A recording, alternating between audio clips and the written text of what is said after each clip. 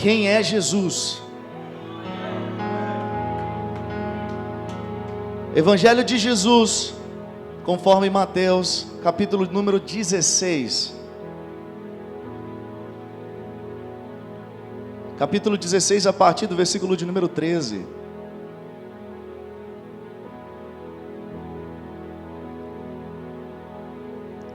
Quero que você saia aqui nessa manhã, amado, entendendo que Deus é esse que você se rende a Ele.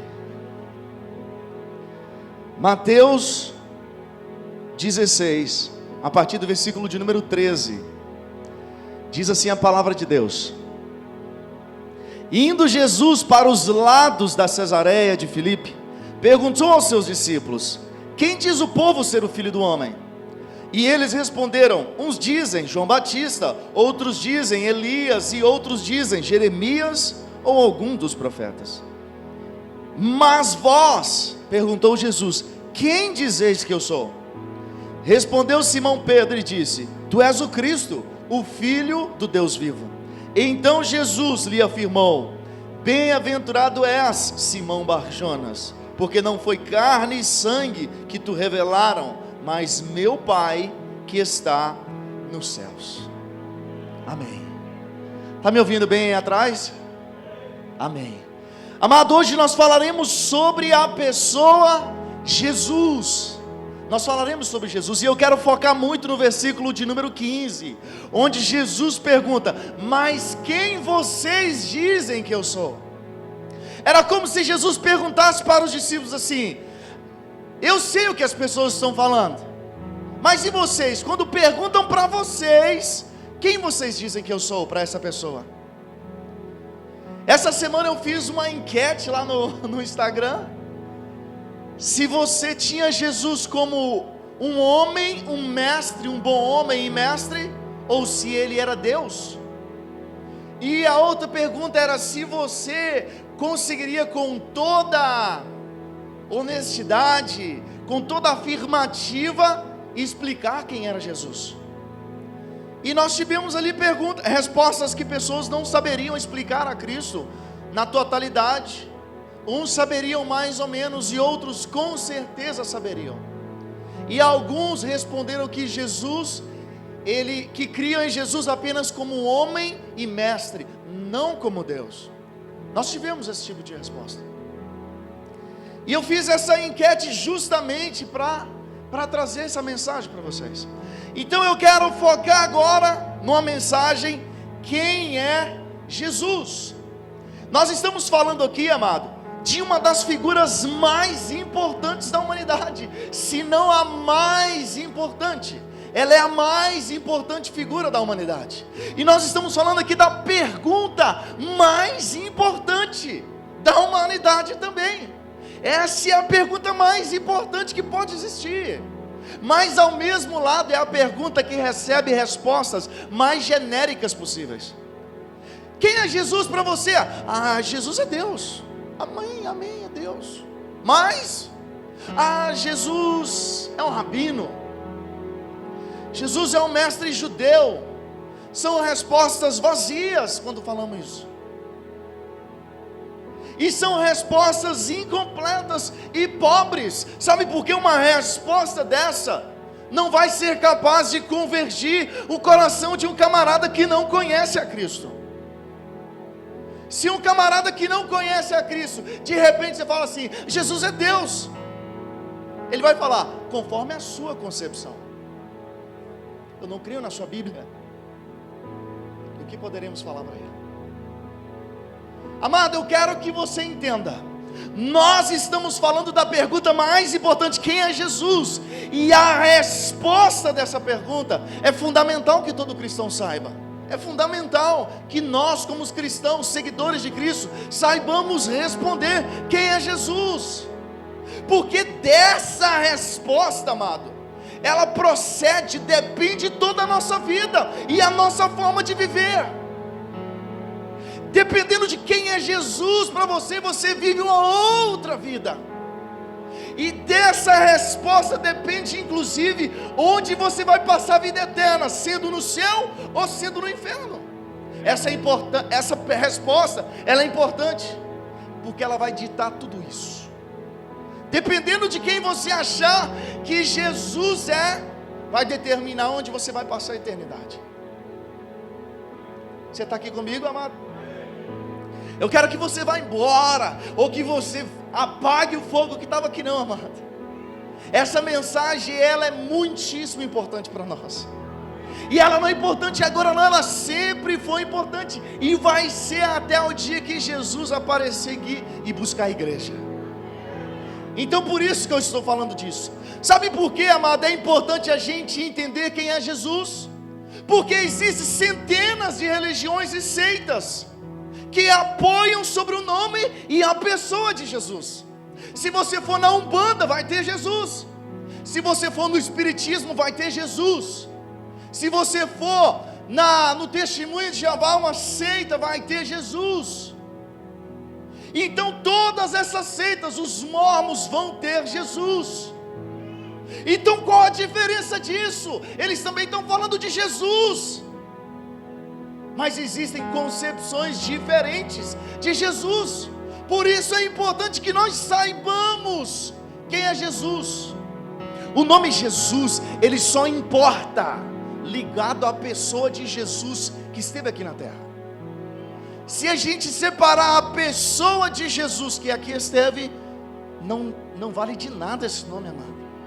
Está intimamente ligado, e não existe a possibilidade de todo mundo estar certo acerca de Jesus, porque o mundo tem concepções diferentes. Então todo mundo está certo, ou todo mundo está errado.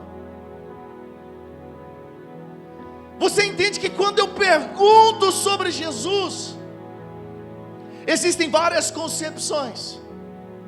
O Banco Central no Brasil, talvez nos Estados Unidos é a mesma forma, mas eu ouvi esse exemplo de um camarada que era gerente, presidente do Banco Central no Brasil. Eles perguntaram para ele assim: como é que você treina os funcionários a saber qual a nota é falsa? Porque existem milhares de notas falsas no mercado. Como é que as pessoas, como que vocês treinam para eles saber qual que é a falsa?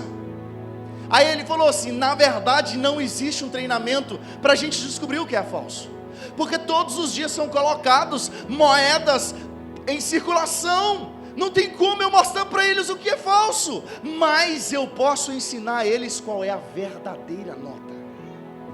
Se eles conhecem a verdadeira nota, tudo que é diferente da verdadeira é falso. Então o treinamento deles, sabe o que é? Pegar a nota falsa, a nota verdadeira, e trabalhar com ela o mais tempo possível. Para nós como cristãos, o que vale isso, pastor? Se você tiver um relacionamento com Deus verdadeiro, tudo que difere dele é falso. Pastor, como eu posso conhecer a Jesus e saber dos outros sejam falsos? Você não precisa conhecer os falsos, só se relacione com o verdadeiro. Assim tudo que é falso, amado, já vai entrar na cumbuca e você vai, jogar para o lado, cara, e já não importa mais. Pastor, mas tem possibilidade de ser real? Assim, não, difere do verdadeiro, é falso. Mas nessa parte ele parece um pouquinho. Difere do verdadeiro, é falso. Amado, em nome de Jesus, nós temos pessoas fazendo barbaridades no mundo, e inclusive dentro dos púlpitos da igreja, tudo em nome de Jesus. Amado, o que é a verdade? Verdade é algo que é fato. Vou dar um exemplo. Esse microfone é preto, é fato que ele é preto, então é verdade. Nota que eu estou perguntando para você: quem você acha que Jesus é? Ou quem você queria que Jesus fosse? Ou quem Jesus pode ser na sua concepção? Não estou perguntando isso, eu estou perguntando quem é Jesus. Esse microfone, não importa se você quer que ele seja azul, ele é preto e pronto. A verdade é que ele é preto, não importa a sua concepção, a verdade é o que é fato, ele é preto. Então, se estão pregando caricaturas de Jesus, querendo mostrar que esse Jesus é real. Não importa o que eles dizem que esse Jesus é falso, se diferir do Jesus das Escrituras. Amado, nós vivemos um momento complicado, e as distorções que nós vemos hoje sobre a Bíblia, elas não são novas. Às vezes a gente pensa assim, que absurdo que esse cara está falando, mas isso não é novo, porque em 1 Coríntios, capítulo 11, versículo 3 e 4, Paulo já tratava isso. Olha o que Paulo falava: pois assim como Eva foi enganada pelas mentiras da cobra, eu tenho medo de que a mente de vocês sejam corrompidas, e vocês abandonem a devoção sincera e pura a Cristo, porque vocês suportam com alegria qualquer um que chegue e anuncie um Jesus diferente daquele que nós já anunciamos, e aceitam um espírito, um evangelho completamente diferente do Espírito de Deus e o evangelho que nós já anunciamos. Paulo já falava disso, cara. Paulo falou isso aos Coríntios, e isso não é novo. E às vezes nós somos questionados: quem é Jesus? Nós falamos, Jesus é Deus, e é Deus mesmo. Jesus é Salvador mesmo. Mas, amado, isso é meio vazio quando a gente fala isso.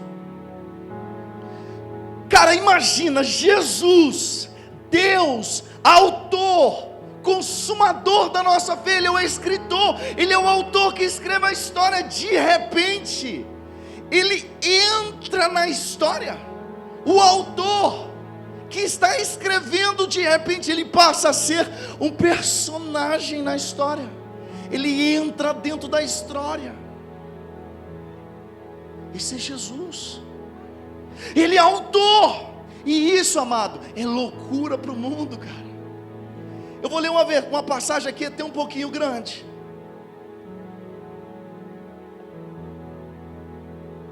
1 Coríntios 1, 18 a 29.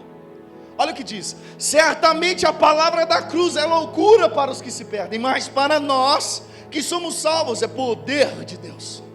Porque está escrito: eu destruirei a sabedoria dos sábios e aniquilarei a inteligência dos instruídos. Cadê o sábio? Cadê o escriba? Cadê o inquiridor desse século? Porventura não tornou Deus a loucura desse homem? Aliás, a sabedoria, não tomou Deus louca a sabedoria desse mundo? Amado, porque tanto os judeus pedem sinais como os gregos buscam sabedoria. E eu quero que você frise o versículo 28. E Deus escolheu as coisas humildes do mundo, as desprezadas, aquelas que não são, para reduzir a nada as que são, a fim de que ninguém se vanglorie na presença de Deus. Amado, aqui nós vemos o escândalo do Evangelho. Sabe o que é o escândalo do Evangelho? É você afirmar que Jesus, Ele é o Salvador. Se você for num programa de TV e eles falaram assim: me fala sobre o Jesus histórico, e você nesse programa afirmar Jesus é o Salvador, certamente você vai ser ridicularizado, e você vai ser chamado de preconceituoso. Você não abrange todo mundo, você é exclusivista.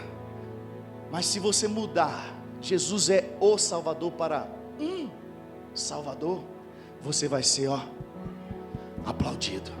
E o escândalo do Evangelho é você dizer: Jesus é o Salvador. Ele não é um Salvador, Ele é o único Salvador. Você está comigo, amado, aqui nessa manhã? Amados, o homem de hoje, ele não é mais conhecido pela sua índole santa, pela sua família, o testemunho familiar. Ele não é conhecido mais pelo seu relacionamento com Deus. Sabe o que torna o homem hoje grande? São os números. Ele tem milhões de seguidores, a igreja só cresce. Ele pode ser um adúltero de dia, mas de noite ele prega, a igreja está lotada. Aprovado. É isso que nós estamos vendo. Ele pode trair a esposa dele de noite, e de manhã ele fazia um devocional para milhares de pessoas, e essas pessoas, o aprovam, porque os números estão crescendo, a igreja está lotada. Amado, eu vi um dia desses um debate, que era do pastor César Cavalcante, com uma ex-pastora evangélica, chamada Lana Holder. Os mais antigos vão conhecer ela. Ela abandonou a fé em Cristo, e ela abriu uma igreja inclusiva. O que é uma igreja inclusiva, vocês sabem? Uma igreja gay. Ela é a pastora dessa igreja, e ela é casada com uma mulher agora, e elas pastoreiam essa igreja. E essa igreja, ela está crescendo de uma forma tão grande, que daqui a pouco você não assusta se abrir uma filial aqui na América. Amado, ela estava nesse debate com o pastor César Cavalcante, e o pastor, eles estavam falando sobre o homossexualismo, e sobre a posição dela como pastora de uma igreja assim, e ele trouxe a memória dela, falou assim: Lana, quando você pregava o evangelho naquela época, você fazia certo, você pregava com amor, com zelo, com verdade. Ela: sim, eu pregava com todo o empenho. Aí ele: você reconhece que Deus fazia? Ela: fazia. Aí vem a cepada que esse camarada dá. Ele fala assim: então você está mentindo para eles hoje, porque o evangelho que você pregava naquela época é diferente do de hoje. Ou você enganou a milhões de pessoas lá atrás, ou está enganando milhões de pessoas hoje, porque o evangelho não é o mesmo. Teve explicação, amado? Não teve, porque não existe. Jesus, ele é um só, não há possibilidade de mudança. Cara, Jesus, se você abrir a boca e falar de Deus, talvez as pessoas vão te ouvir, porque Deus pode ser o quê? Milhares de deuses. Mas agora quando você fala assim: eu quero te falar de Jesus, o Cristo, as pessoas te dão as costas, porque é muito específico. Nós estamos falando do Salvador agora, é diferente. Amado, quando a gente entra dentro disso, entra dentro dessa questão, eu estou falando de uma igreja inclusiva. Amado, o que é uma igreja inclusiva? Eu incluo as pessoas que as outras igrejas descartam, mas é mentira. O evangelho de verdade, amado, é se entrar um homossexual aqui, nós não vamos excluir ele, nós vamos amá-lo e ensinar a verdade. Quem vai trabalhar o coração dele é o Espírito Santo. Igrejas que colocam esse tipo de pessoa para fora, não é de Cristo. Nós não apoiamos o pecado, mas nós queremos que essa pessoa entre e se converta aqui dentro, porque ela vai mudar de vida. Mas essas igrejas, essas pessoas são excluídas das igrejas.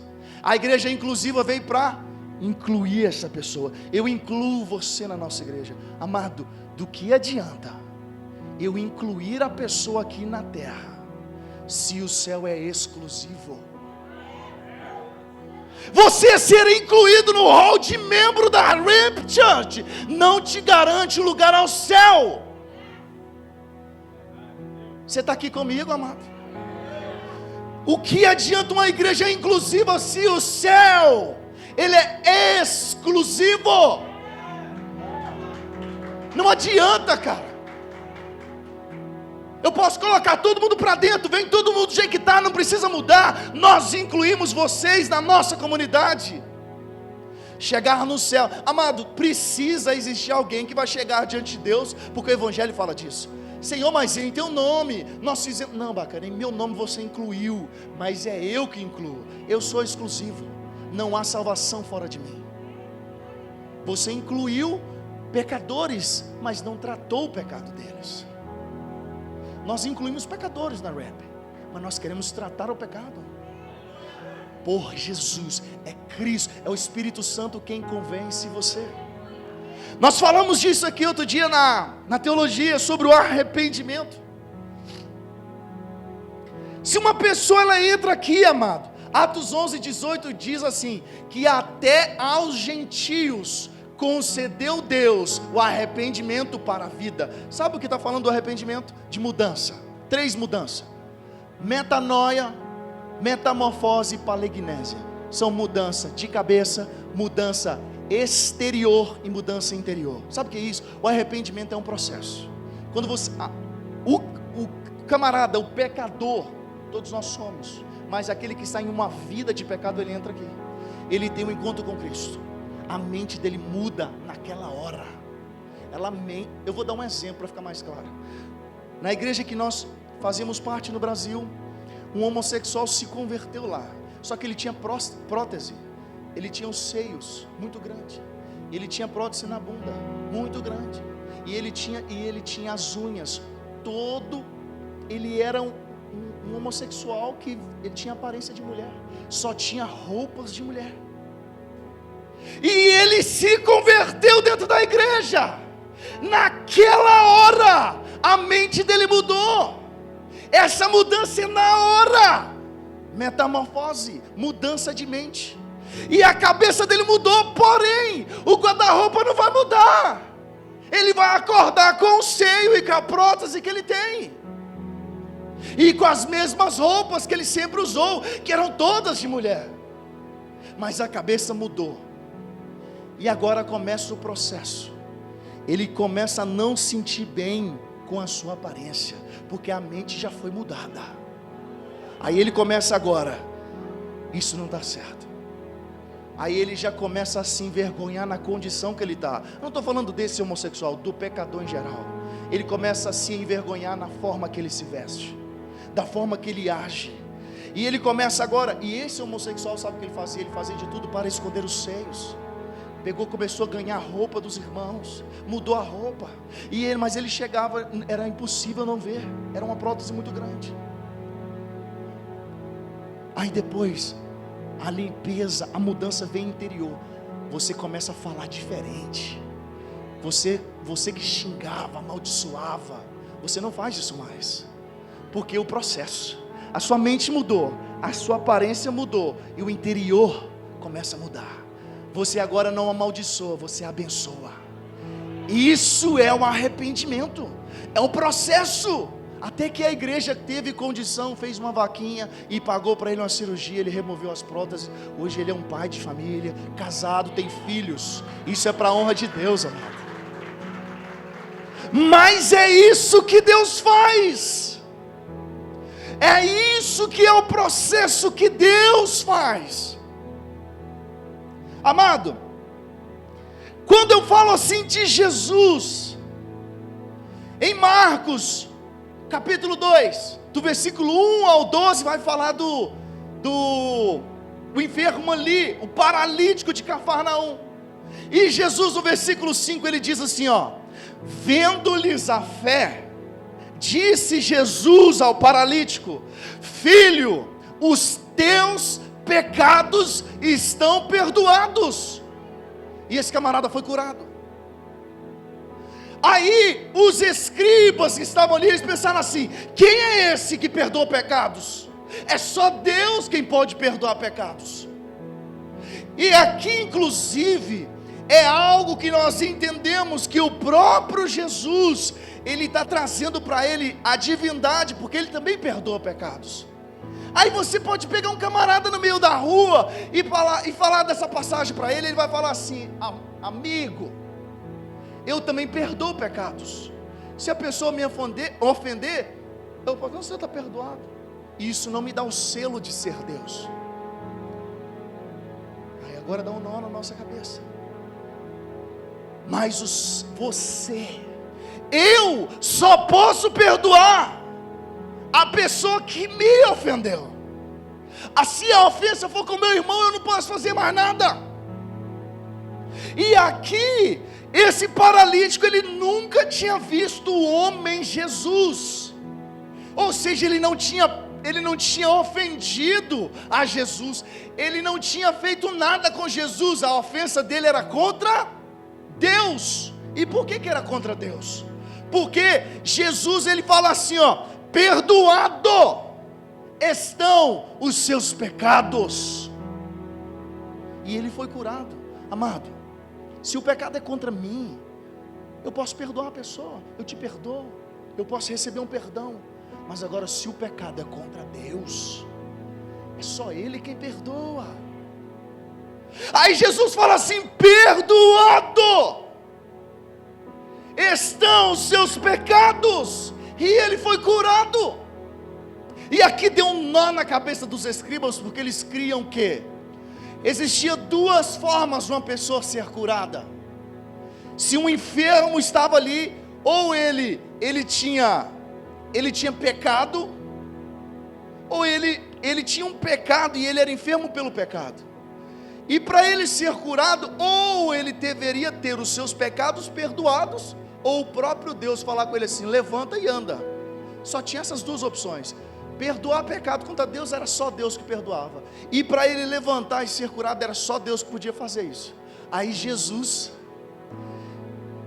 ele fala assim, ó: filho, os seus pecados estão perdoados.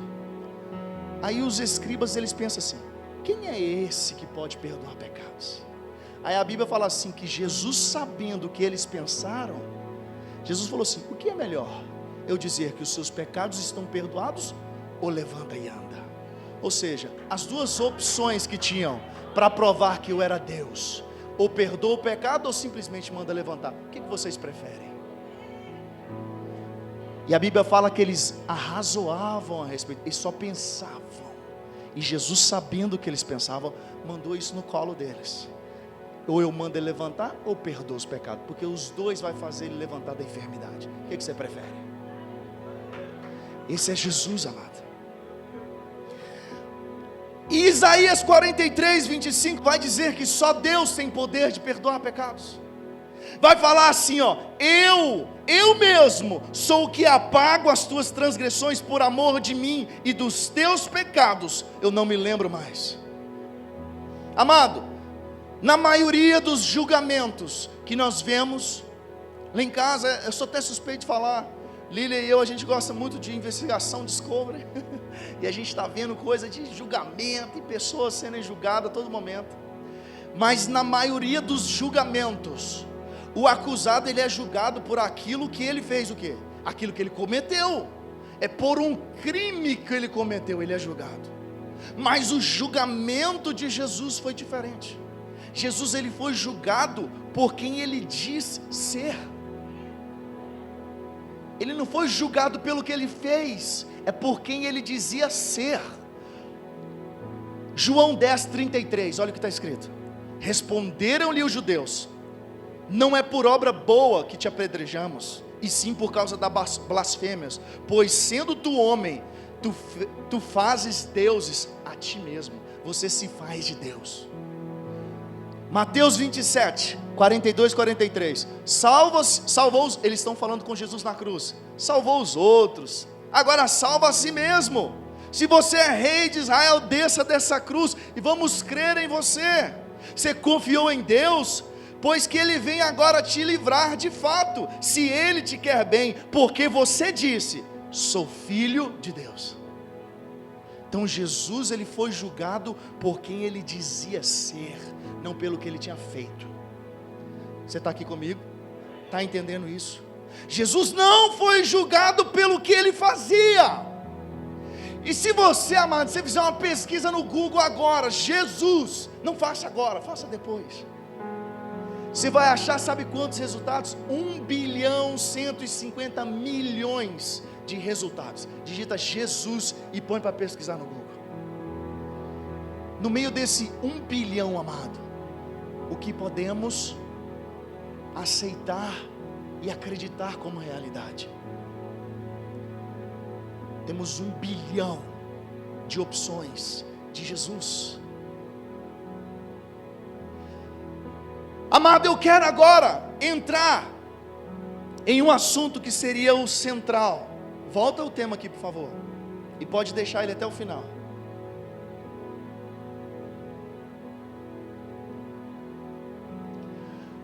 Amado, se tratando de Jesus, Só existem 3 opções acerca de Jesus.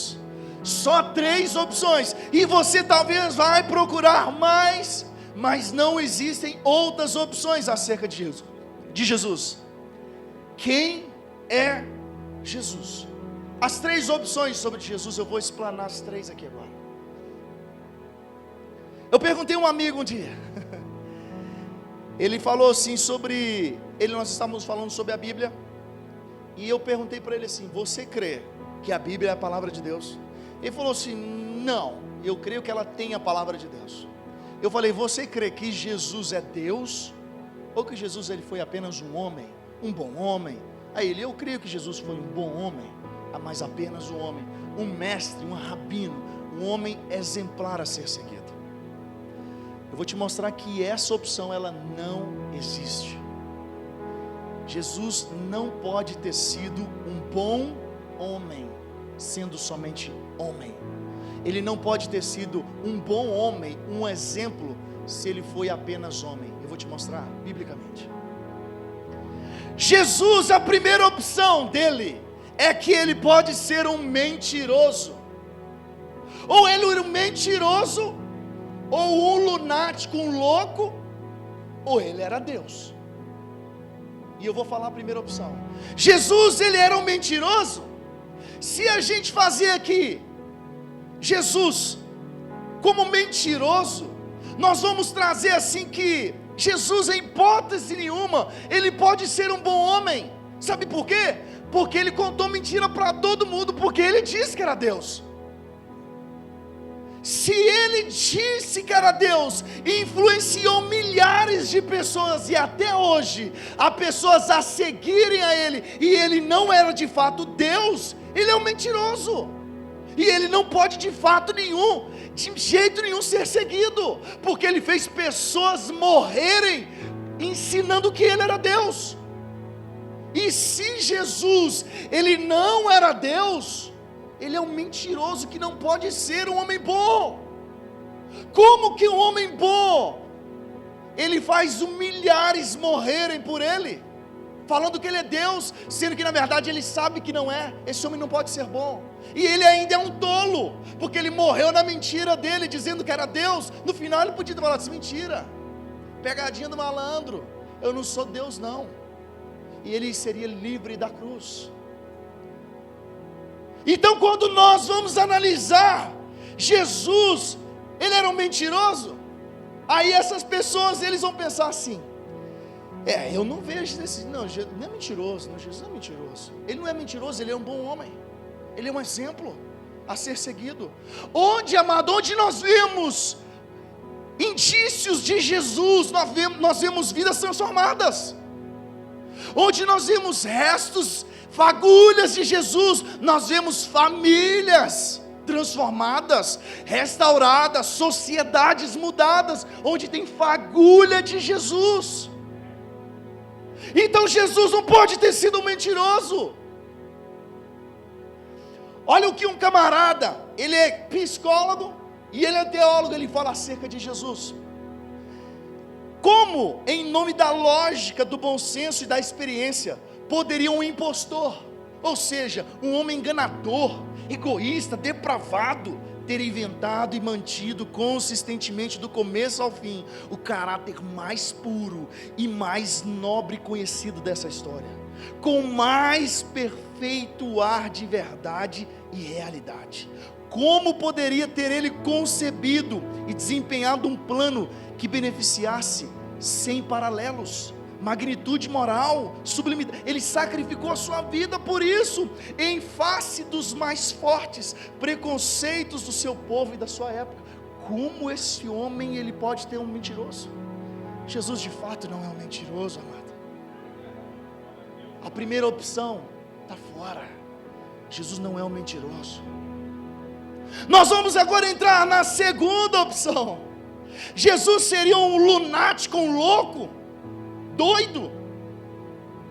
Porque existem pessoas que podem afirmar uma coisa, mas de fato elas não são, e ela acreditar naquilo. Então Jesus, ele era um louco. Se a gente achar que Jesus, ele não era um mentiroso, a outra opção é que ele era um louco. e que ele de fato acreditava que era Deus. Porém, as suas atitudes, as suas ações mostram ações de uma pessoa sóbria, de uma pessoa que tem a índole imaculada. É uma pessoa, o louco, às vezes você precisa defender ele dele mesmo, porque ele pode fazer mal para a pessoa e para ele mesmo. Mas Jesus não precisou disso. Jesus, ele tinha sua índole, ela não era manchada. Imagina Jesus como louco. Jesus, ele não era louco, porque imagina, se Jesus, ele quisesse popularidade, ele não teria escolhido Israel, amado. Israel é uma cultura monoteísta, ou seja, nós cremos em um único Deus. Jesus podia ter caído de paraquedas lá no Egito, ou na Grécia, porque lá se ele chegasse e falasse, eu sou um Deus, ele estava na história lá, não ia ter sido crucificado, ele ia ser mais um Deus.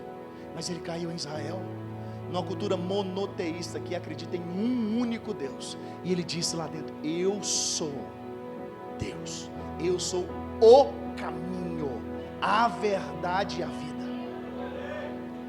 Amado, Jesus de fato, ele não pode ser um lunático, ele não pode ser um louco, uma pessoa insana, com desequilíbrio moral, desequilíbrio na sua cabeça, porque nada mostra isso para a gente. Jesus, ele não era mentiroso, e ele também não era louco e lunático. Ai, deixa eu te falar a opção que salva, a única que resta. Jesus, ele era quem ele dizia ser. Ele é Deus. Jesus, ele é Deus. Esse trilema que a gente fala, de quem é Jesus, se é um mentiroso, um lunático, ele é Deus. Quem criou esse trilema é o C.S. Lewis, esse camarada.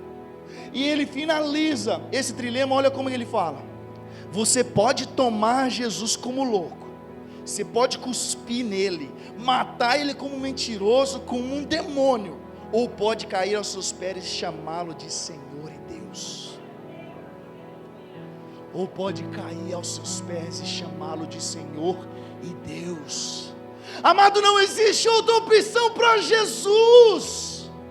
Esse amigo meu, ele vai ver essa mensagem que eu vou mandar para ele. Eu não terminei a conversa com ele, mas eu perguntei para ele se ele cria que Jesus era Deus, ou se era apenas um homem. E ele falou assim, ele era apenas homem, e um bom homem, um exemplo a ser seguido. Você nota que não existe essa possibilidade? Se Jesus não era Deus, ele não é um bom exemplo. Você está aqui comigo? Estou sendo claro? Continuando, amado. Amado, o que me assombra é eu saber que se eu sair por essa porta agora e perguntar a algumas pessoas na rua, você crê que Jesus é Deus? Essa pessoa vai falar, sim, eu creio. Você crê que Ele morreu por você? A pessoa vai falar, sim, eu creio. Mas ainda assim, essa pessoa vai ser julgada e condenada e vai passar a eternidade no inferno, mesmo sabendo que Jesus é o Deus, que Ele é Salvador. Sabe por quê? Porque elas foram ensinadas assim. Eles foram ensinados que Jesus é Deus, que é Senhor, mas isso de fato nunca entrou nas profundezas da alma dela. Ela nunca viveu isso de fato. Ela nunca abriu a porta para que Cristo entrasse e mudasse. Jesus morreu por você, ela vai falar assim, eu acredito. Mas ela vive uma vida diferente de alguém que acredita nisso. Você está aqui comigo? Amado, a Bíblia fala para nós em Mateus 22, a partir do versículo 36, qual é o maior mandamento? Mestre, qual é o grande mandamento e maior da lei? E Jesus responde, amarás o Senhor teu Deus de todo o coração, de toda a tua alma, de todo o teu entendimento.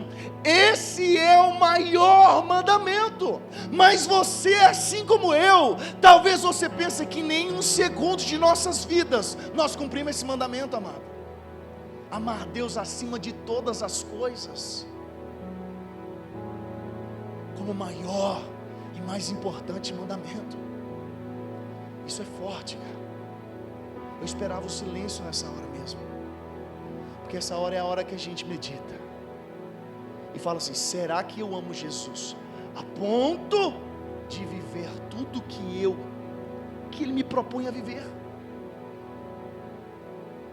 Amado,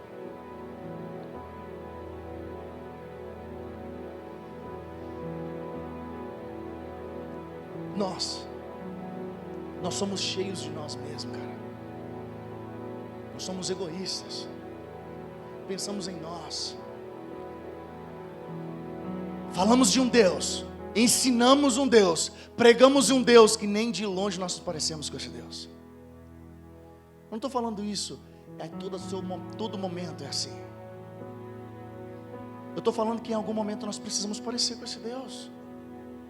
Se nós acreditamos quem é Jesus, Ele é Deus, é o Salvador da minha vida, é o príncipe da paz, é o que tem o governo em suas mãos, Ele é o autor, é o verbo que fez carne e habitou no nosso meio, Ele é a luz do mundo, Ele é o sal da terra, Ele é o meu Salvador, Ele é o Cordeiro Santo que tira o pecado do mundo.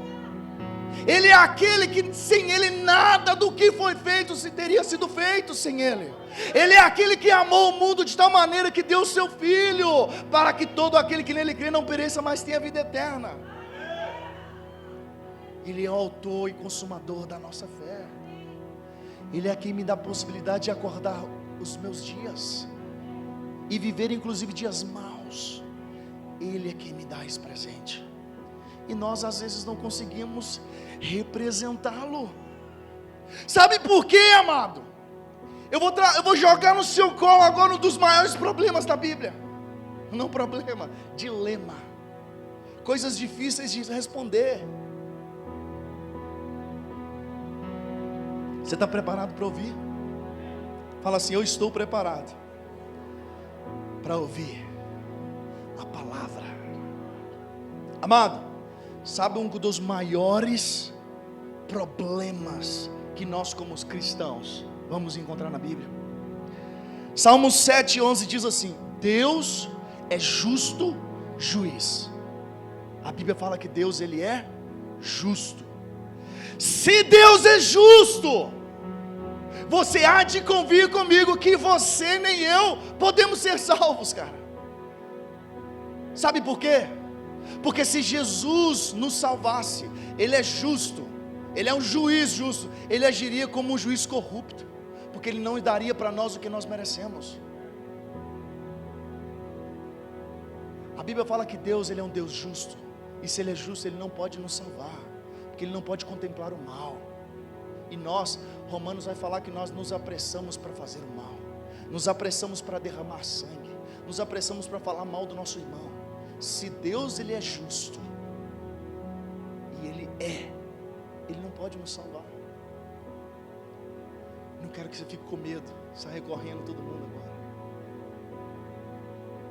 Amado, mas isso é algo que nós precisamos entender, porque se Deus, a gente fala assim, Deus é amor, pastor, mas Deus não é amor, Ele é amor. Mas se Deus ele é só amor, Ele salvaria todo mundo. Você entende? Se Ele fosse só amor, todo mundo estava salvo. Pastor, mas a Bíblia fala que Deus ama o pecador e odeia o pecado. Eu vou te pedir para me mostrar onde está escrito isso. Salmo 7:11. Deus é justo juiz, e é um Deus que sente indignação todos os dias. Salmo 5:5. Os arrogantes não permanecerão à tua vista, odiarei a todos os que praticam a iniquidade. Salmo 11:5-7. O Senhor põe à prova ao justo e ao ímpio, mas ao que ama a violência, a sua alma odeia. Fará chover sobre eles brasas de fogo e enxofre, e vento abrasador será a parte do seu cálice, porque o Senhor é justo, Ele ama a justiça, os retos lhe contemplarão a face. Deus ama o pecador? Não, amado. Quem vive na prática do pecado é abominável diante de Deus. Aí você fala assim, pastor, mas e João 3,16? Que ele amou o mundo, para que todo aquele que nele crê, amado, para todo aquele que nele crê, aquele que nele crê, não vive na prática de pecado. Aplauda o Senhor mais forte, amado.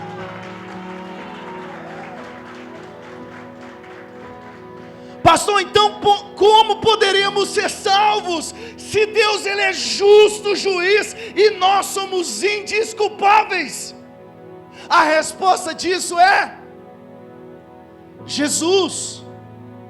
A resposta disso é mais uma vez, a resposta disso é amados, seus pecados eles foram imputados em Jesus na cruz. Jesus, Ele se fez pecado, Ele te representou, os nossos pecados foram lançados sobre Jesus, e a ira de Deus, ela foi satisfeita em Jesus. Isaías 53:10, diz que Deus agradou de moer Jesus na cruz. E por que Ele agradou? Porque ali Deus olhava para Jesus e só via pecados, porque Ele via você e a mim. Deus agradou de moer a Jesus. Amado, esse inclusive é o motivo pelo que eu falei disso aqui numa pregação, quando Jesus está no Getsemane e Ele pede, se possível, afasta de mim esse cálice. Aí as pessoas, talvez, eu já ouvi isso, pregadores, que Jesus ia sofrer tanto que Ele tinha medo do que viria. Amado, Jesus não tinha medo do que viria. Entenda, Jesus, Ele é um só com o Pai. Ele sempre viveu em harmonia no seio do Pai. Comunhão, 100% comunhão. Mas naquele momento, entenda o que eu estou falando, naquele momento na cruz, Jesus estava nos representando, e naquele momento haveria separação entre o Pai e o Filho. Jesus nunca tinha vivido isso. A separação que Jesus provou na cruz era o que você e eu deveríamos provar pela eternidade de Deus. Só que quem viveu isso foi Jesus. Por quem? Por você e por mim. Aí por isso que hoje nós não podemos, pastor Wesley, chega aquelas pessoas e falam assim, porque Jesus vai fazer isso por você. Não, Jesus já fez, cara. Jesus já fez. Não tem mais nada que Ele vai fazer por você. Tem bênção maior que a salvação? Não. Os nossos pecados foram imputados em Jesus. A amputação é quando você remove um membro, mas nós enxertamos em Jesus o nosso pecado. Foram imputados, fez parte dele. E por Jesus nós fomos justificados. E isso é o que nos dá o direito e acesso ao céu. Não é nada que você faça, mas é pelo que Jesus já fez. Amado, quando você diz assim, eu creio em Jesus como Deus, não é tão simples, cara. Não é tão simples você tem que reconhecer do nada assim, Jesus é Deus, não, cara. Você tem que reconhecer que tudo que você é, todos os benefícios que você tem, vem dele, vem de Jesus. Nós não temos mérito algum, amado, nenhum mérito. Como eu sou bom, como eu venho na igreja todos os dias, como eu faço meu jejum, Ai, como eu oro pelos meus pastores, isso é bom que faça, isso é ótimo, mas isso não vai te trazer um melhor lugar ao céu, porque o que te traz é o que Jesus fez, não é nada que você faça. Se eu perguntar a um pai que tem um filho atrás das grades, o seu amor pelo seu filho diminuiu por ele estar atrás da grade? É claro que não. É porque não é pelo que ele faz, o mérito é outra coisa. O que liga, aquele amor é diferente. Jesus, ele te ama e pronto. Mas deixa eu te falar, existe o amor salvífico de Deus. O amor de Deus é para todos, mas o salvífico tem prazo e tempo determinado para acabar. O amor de Deus é para todos, mas vai chegar um tempo que ele vai fazer o seguinte: meu amor é para todos, agora eu vou salvar aqueles que crerem nesse amor. Os que creem no amor vêm, dão um passo à frente. Imagina, Jesus falando, todos que ficaram para trás deixaram de ser amados?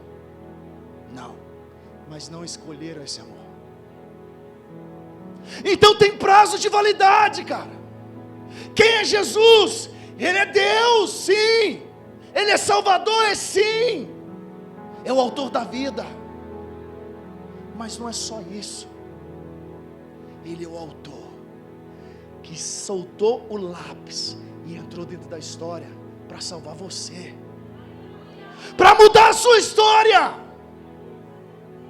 Era como se, eu vou dar um exemplo aqui, até me bobo, tinha pensado nisso, mas se eu fosse um autor, eu estou escrevendo uma história, e eu vejo na história que o meu personagem principal, no final, ele vai se dar mal, e não tem como eu mudar essa história. Ele fala assim: o único jeito de eu mudar é se eu estivesse dentro dessa história. É tipo isso que Jesus fez.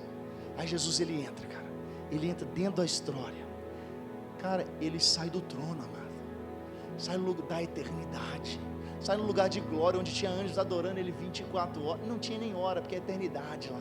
Ele sai desse lugar de honra, e ele se torna homem, te mostrando como viver uma vida santa, como viver uma vida com a fé em Cristo. Ele ensinou isso para nós. Nós temos o maior exemplo. Jesus, ele não é mentiroso nem lunático, ele é Deus. E para a gente encerrar, eu queria convidar você a ficar de pé. Queria convidar o ministério de louvor.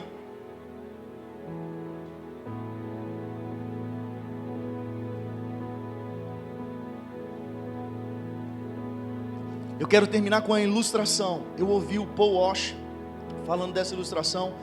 Eu não sei quem é o autor dela, mas eu vi dele. Ele falando assim: imagine nós, nós temos um rebanho de ovelhas. Fica aqui todo mundo comigo, presta atenção. Nós temos um rebanho de ovelhas, mas ali na redondeza vive um lobo.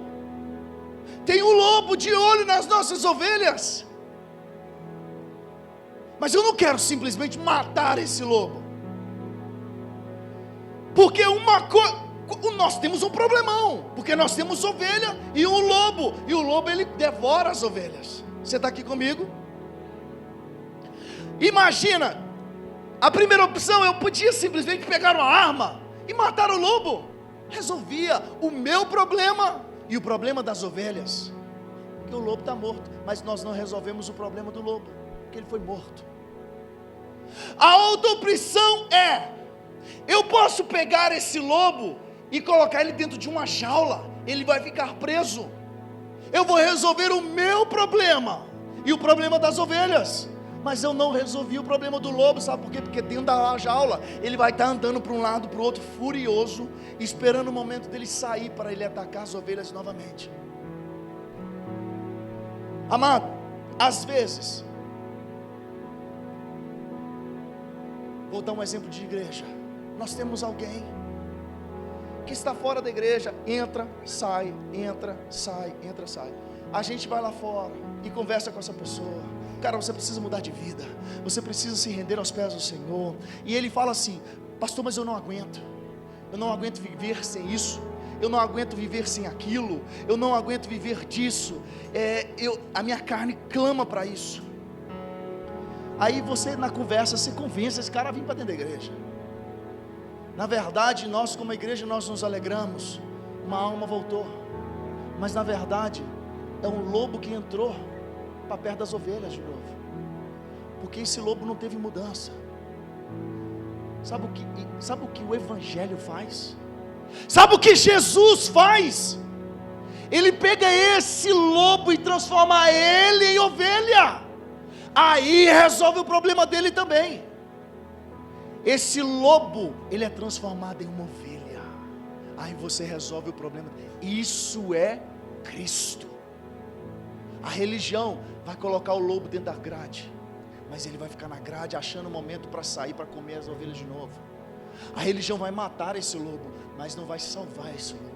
Jesus vai transformar o lobo em ovelha. Você está aqui comigo, amado? Então, às vezes, a Bíblia fala o seguinte: quando a gente está em Cristo, nova criatura é. As coisas velhas já passaram, eis que tudo se fez novo.